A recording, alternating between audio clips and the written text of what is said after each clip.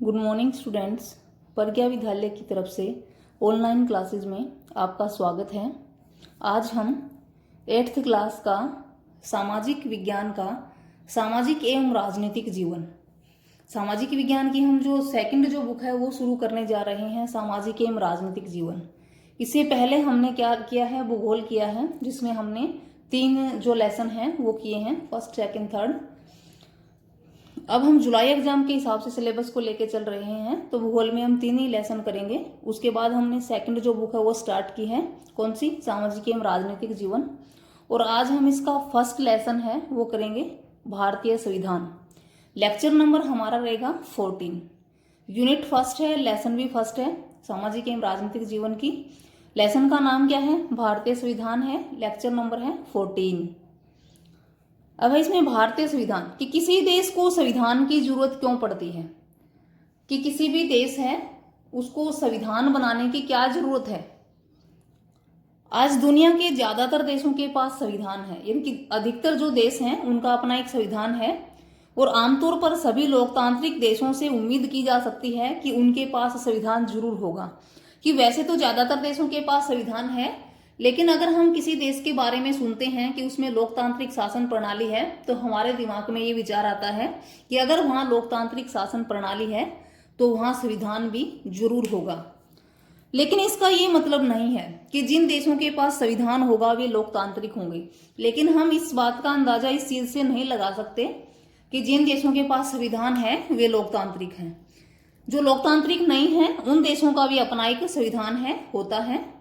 संविधान कई उद्देश्यों की पूर्ति करता है, यानी कि किसी देश के लोकतंत्र होने का संविधान से कोई रिलेशन नहीं है।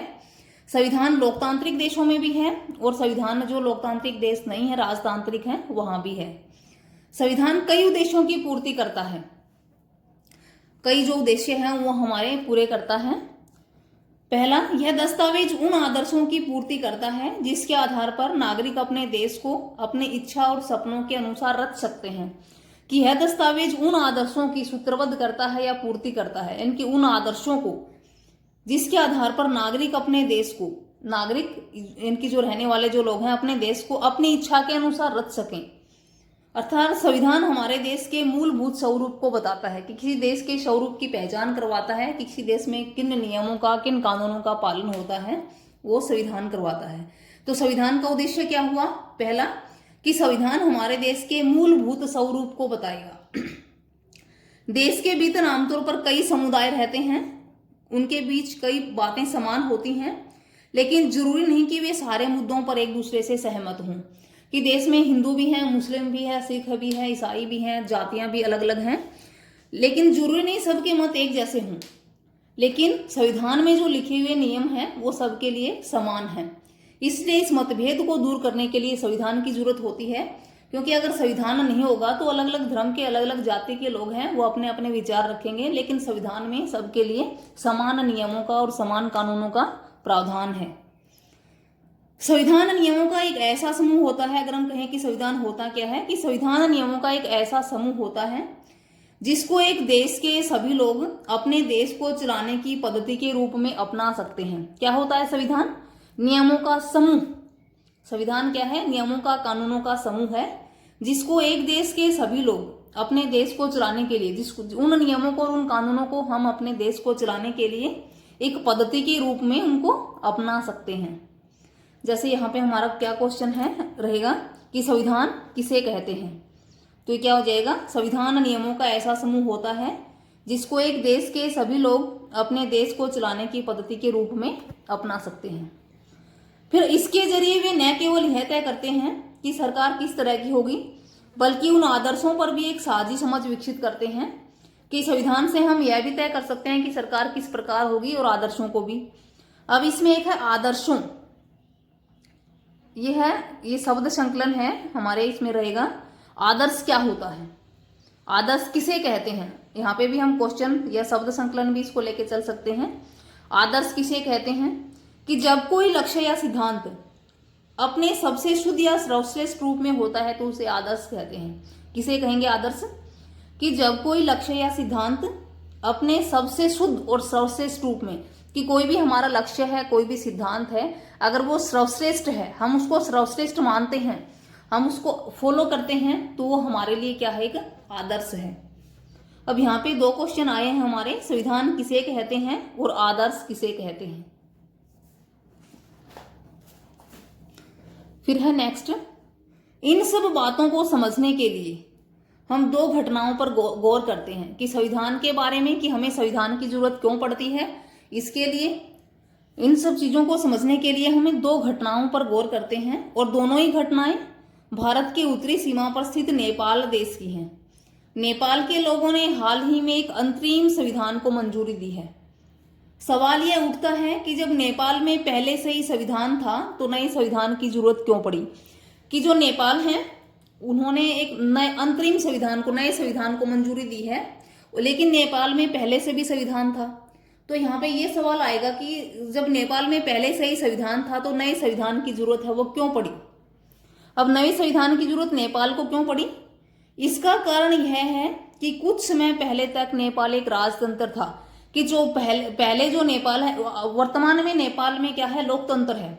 लोकतंत्र क्या होता है, लोगों द्वारा जो चुनी हुई सरकार होती है उसको लोकतंत्र कहते हैं। और राजतंत्र क्या होता है, जिसमें एक ही राजा की सत्ता होती है, उसे हम राजतंत्र कहते हैं। तो नेपाल में पहले क्या था, नेपाल में पहले राजतंत्र था, वहां राजा का शासन था।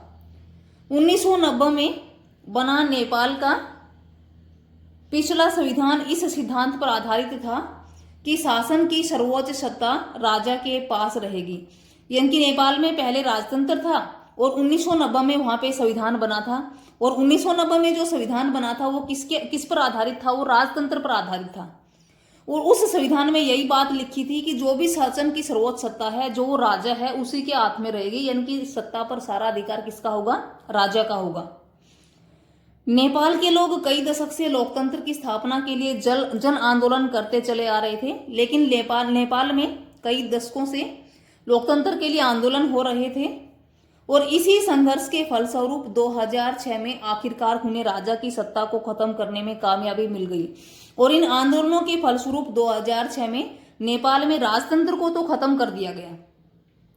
इसलिए अब नेपाल के लोग लोकतंत्र के रास्ते पर चलना चाहते हैं। 2006 में उन्होंने राजतंत्र को खत्म कर दिया और उन्होंने क्या अपनाया, लोकतंत्र को। वे लोकतंत्र के रास्ते पर चलना चाहते थे कि अपना वोट डाल के नेता का चुनाव करना चाहते थे। यही कारण है कि नेपाल में पहले से संविधान होने के बाद भी नए संविधान की जरूरत पड़ी। अब यही कारण था, क्योंकि अगर हमने राजतंत्र को लोकतंत्र में बदला है तो संविधान को भी बदलना पड़ेगा। क्योंकि पहले वाला जो 1990 वाला संविधान था वो किस पर आधारित था, वो राजतंत्र पर आधारित था। और 2006 में क्या हो गया, लोकतंत्र लागू हो गया। अब लोकतंत्र लागू हो गया तो हमें नया संविधान किसके अनुसार होगा, लोकतंत्र के अनुसार बनाना होगा। इसी कारण से नेपाल में पहले से संविधान होने के बाद भी नए संविधान की जरूरत पड़ी। यहाँ ये आपका क्वेश्चन निकल रहा है कि जब नेपाल में पहले से ही संविधान था तो नए संविधान की जरूरत क्यों पड़ी। आंसर क्या है, ये जो हमने अंडरलाइन कर रखा है कि पहले वहां राजतंत्र था, राजा का शासन था। लॉन्ग क्वेश्चन में होगा ये आपका 1990 में जो उस पे आधारित था, राजतंत्र पे, और नया जो बना वो किस पे आधारित होगा, लोकतंत्र पे आधारित होगा। फिर है संविधान का दूसरा मुख्य उद्देश्य देश की राजनीतिक व्यवस्था को तय करना है। देखो, संविधान का पहला मुख्य उद्देश्य क्या था, हमारे देश के मूलभूत स्वरूप को बताता है। और दूसरा मुख्य उद्देश्य क्या है, देश की राजनीतिक व्यवस्था को तय करता है। कि एक तो संविधान मूलभूत स्वरूप को बताता है, दूसरा देश की राजनीतिक व्यवस्था को तय करता है। नेपाल के पुराने संविधान में कहा गया था कि देश के शासन की बागडोर राजा और मंत्रिपरिषद के हाथ में रहेगी। जिन देशों ने लोकतांत्रिक शासन पद्धति या राज्य व्यवस्था चुनी है वहां निर्णय प्रक्रिया के नियम तय करने में संविधान बहुत अहम भूमिका निभाता है। कि राजनीतिक व्यवस्था को तय करेगा संविधान। जैसे संविधान में पहला जो संविधान था वो किस पर आधारित था, राजतंत्र पर आधारित था। तो उस संविधान की व्यवस्था कैसी थी, राजतांत्रिक थी। अब लोकतंत्र लागू हो गया तो लोकतंत्र के अनुसार है वो नया संविधान बनेगा। तो संविधान से ये पता चल जाता है कि वो देश लोकतांत्रिक है या फिर राजतांत्रिक। राजनीतिक व्यवस्था को तय करते हैं उसके नियम। फिर है लोकतंत्र में हम अपने नेता का चुनाव स्वयं कर सकते हैं। लोकतंत्र क्या होता है, लोगों द्वारा लोगों के लिए चुनी गई जो सरकार होती है वो लोकतंत्र होती है। हम अपने नेता को लोकतंत्र में स्वयं चुनते हैं, खुद वोट डाल के लोकतंत्र में नेता का चुनाव करते हैं।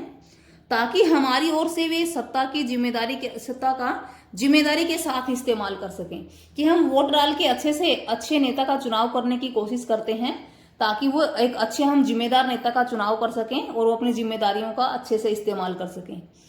फिर भी इस बात की संभावना हमेशा रहती है कि ये नेता सत्ता का दुरुपयोग कर सकते हैं, लेकिन हम खुद चुनाव करते हैं लोकतंत्र में, उसके बाद भी ये संभावना हो जाती है कि कहीं ये नेता सत्ता का दुरुपयोग तो नहीं कर सकते।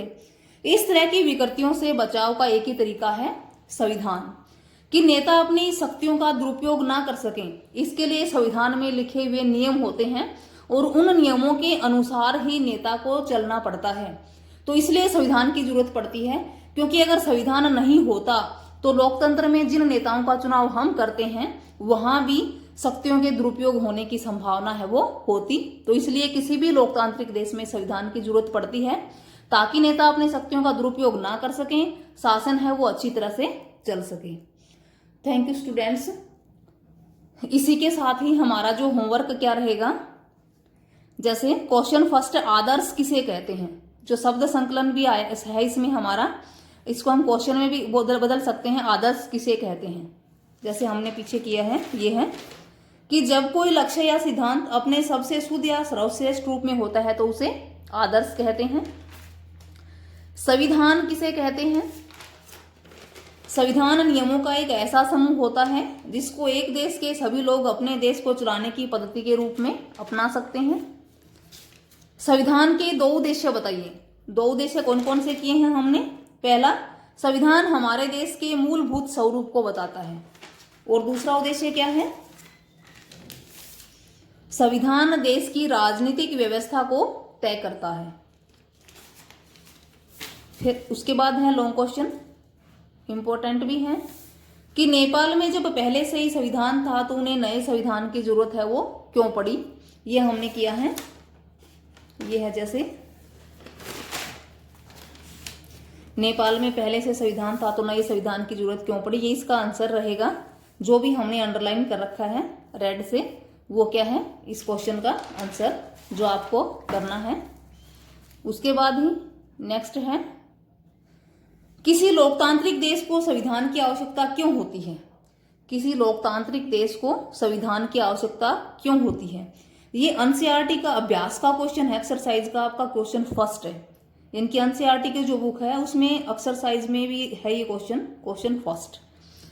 किसी भी लोकतांत्रिक देश को संविधान की आवश्यकता क्यों पड़ती है, शासन करने के लिए, सरकार पर नियंत्रण रखने के लिए ताकि उसी के अनुरूप काम करें, और सरकार के सभी अधिकारी अपनी शक्तियों का दुरुपयोग है वो न कर सकें।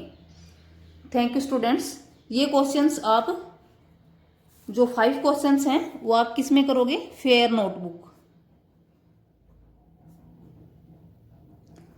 नोटबुक में इनको राइट एंड लर्न।